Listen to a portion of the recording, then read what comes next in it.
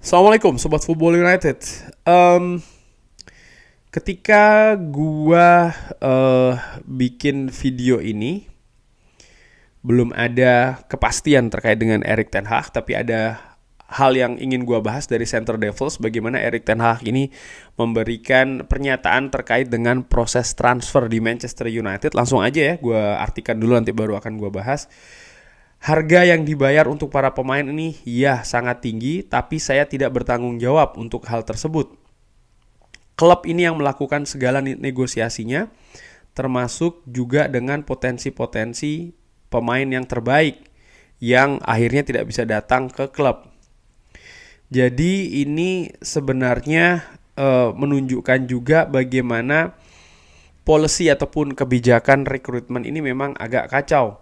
Semuanya ini sepertinya negatif, di samping semua problem-problem yang ada dan bagaimana fondasi di dalam klub ini juga terus berkembang.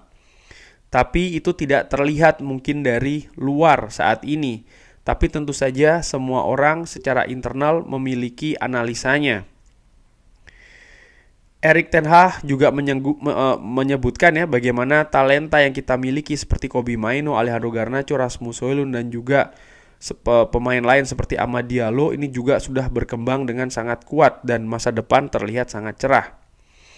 Erik ten Hag disebutkan oleh Mairer ya, ini ingin memperkuat musim panas ini dengan mendatangkan 3 pemain baru, striker, center back dan juga pemain tengah, dan percaya kalau dengan penambahan tersebut dan juga pemain yang bisa lebih fit, bisa lebih sehat ya, ini membuat Manchester United bisa berjuang lagi menantang untuk posisi atas di liga. Ini ada informasi menarik dan sebenarnya beberapa kali juga sudah gua singgung ya, memang bagaimana Erik ten Hag ini hanya bisa memberikan rekomendasi pemain-pemain, tapi bagaimana negosiasi dan juga keputusan harga terakhir itu ada di manajemen. Dalam hal ini tentu saja ada pada Richard Arnold, ada pada John Murtough, yang gue lihat memang kedua posisi ini lebih seperti admin saja. Maksud gue gini, ketika rekomendasi dari Erik ten Hag ini katakanlah susah untuk didatangkan ataupun harganya terlalu tinggi, waktu negosiasinya terlalu lama ya kan, seharusnya menurut gue posisi seperti John Murtough atau bahkan nggak, Richard Arnold terlalu tinggi ya, John Murtough lah ya, dia bisa challenge kembali, dia bisa menantang kembali dengan memberikan alternatif kepada Erik ten Hag. Tapi ini kan tidak terjadi, menurut gue demikian. Jadi memang Erik ten Hag ini diberi dalam tanda kutip power yang terlalu tinggi untuk memilih, tapi eksekusinya sendiri menurut gue belum bisa dilakukan dengan bagus. Pemain dengan harga yang terlalu tinggi seperti kayak Rasmus Højlund 85 juta ya kan, Anthony jelas 90 juta lebih, ini terlalu tinggi. Bahkan Casemiro sekalipun ya dengan 70 juta menurut gue ini terlalu tinggi. Tapi bagaimana mungkin pada saat itu ya manajemen tidak bisa menantang balik ataupun juga memberi alternatif lain, sehingga Erik ten Hag ini juga setuju untuk melakukannya gitu ya. Contoh seperti Rasmus Højlund, di mana sebelumnya intinya jelas Manchester United butuh striker premium. Nama yang diinginkan adalah seorang Harry Kane.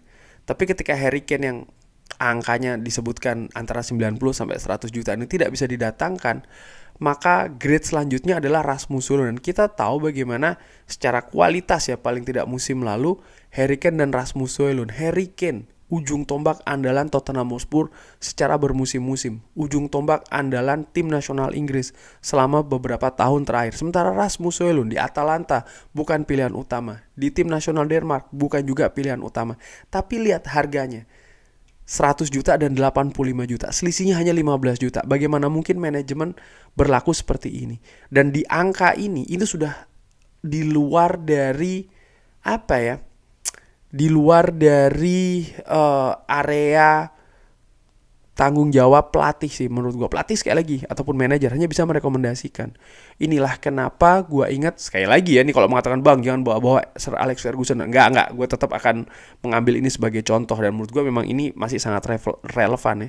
Artinya bagaimana ada sinergi yang bagus antara manajer dengan CEO pada saat itu ya, David Gill dengan Sir Alex Ferguson. Banyak yang melihat kesuksesan hanya Sir Alex Ferguson, gue pikir tidak. David Gill juga menopang hal tersebut. Artinya bagaimana David Gill ini bisa mengusahakan mendatangkan pemain yang direkomendasikan oleh Sir Alex dengan reasonable price. Angka yang beralasan ya, yang sesuai, gaji yang sesuai, waktu juga yang tepat. Coba kita lihat ya, bagaimana kinerja dari John Murtough dan juga Richard Arnold dalam 2 jendela musim belakangan ini. Musim lalu mendatangkan Anthony yang berbelit-belit, harga tinggi, dan di saat-saat terakhir. Casemiro pun juga demikian, di saat-saat akhir ketika musim bahkan sudah berjalan ya kan. Diulangi lagi musim lalu, bagaimana mendatangkan Sofyan Amrabat contohnya, juga di saat-saat akhir.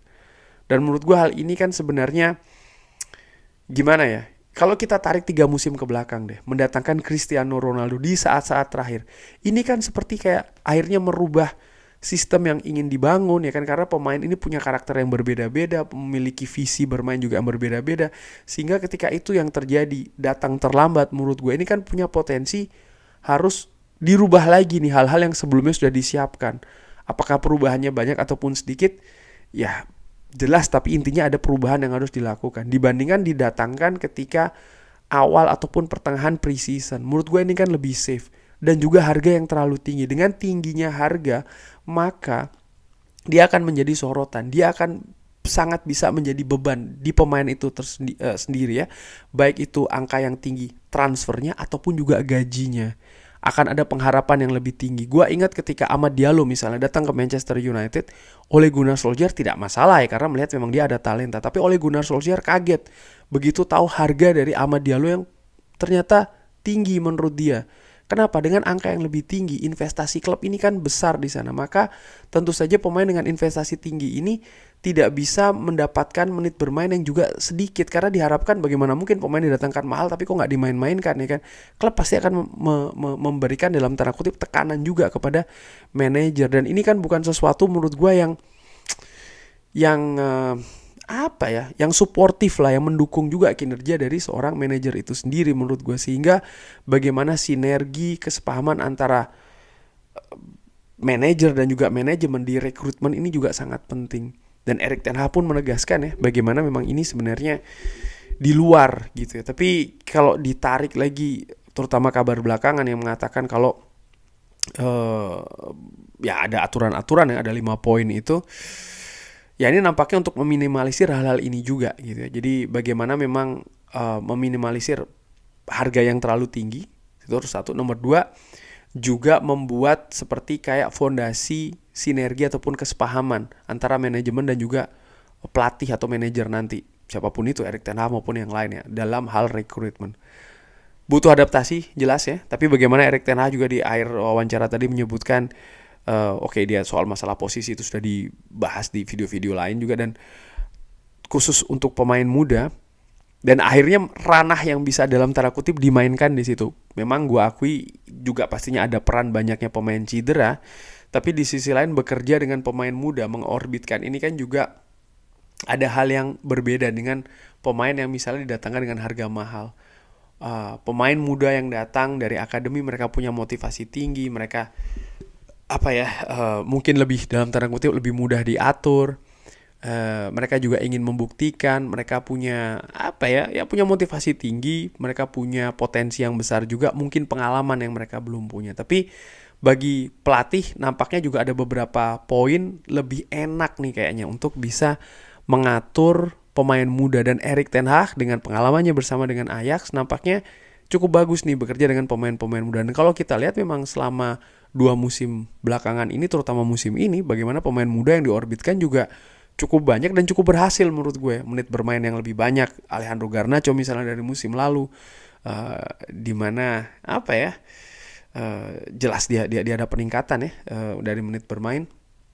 Terutama musim lalu ada sebuah kartun, gue lupa ya, animasi yang menyebutkan bahwa memang Erik ten Hag dalam tanda kutip seperti kayak menggantikan Cristiano Ronaldo dengan memberi kepercayaan lebih kepada Garnacho. Ini juga menarik. Kobbie Mainoo jelas, Amad Diallo pun juga demikian, Rasmus Højlund tentu saja juga pemain muda di sana, Willy Kambuala pun juga demikian. Ya ada banyak talenta muda yang menurut gue ini juga harus bisa dikombinasikan dengan bagus dengan pemain-pemain yang didatangkan dengan harga mahal itu. Dan ini merupakan tugas dari pelatih ya, karena pemain-pemain mahal ketika didatangkan lalu ketika tidak bermain dengan bagus, banyak fans yang mengatakan, termasuk juga sobat Football United, jual saja seperti kayak Anthony kan, jual saja Anthony. Menurut gue tidak semudah itu ya, didatangkan 90-95 juta, hampir 1 juta bahkan. Ini baru musim keduanya, kontraknya 5 tahun. Kalau dia dilepas, Manchester United pasti rugi, dan kalau rugi pasti akan mempengaruhi neraca finansial. Jadi tidak semudah itu, dan pilihan satu-satu yang paling terbesar yaitu adalah bagaimana pelatih ini pasti akan diminta untuk bisa memaksimalkan kapasitas dari pemain ini yang memang sudah didatangkan dengan harga tinggi, karena ada investasi besar dari klub di sana. Kurang lebih demikian sih. Tapi ya inilah juga dinamika ya, situasi transfer di klub termasuk juga di Manchester United. Kurang lebih demikian. Terima kasih sudah menyaksikan. Jangan lupa like, subscribe. Wassalamualaikum warahmatullahi wabarakatuh. Thank you.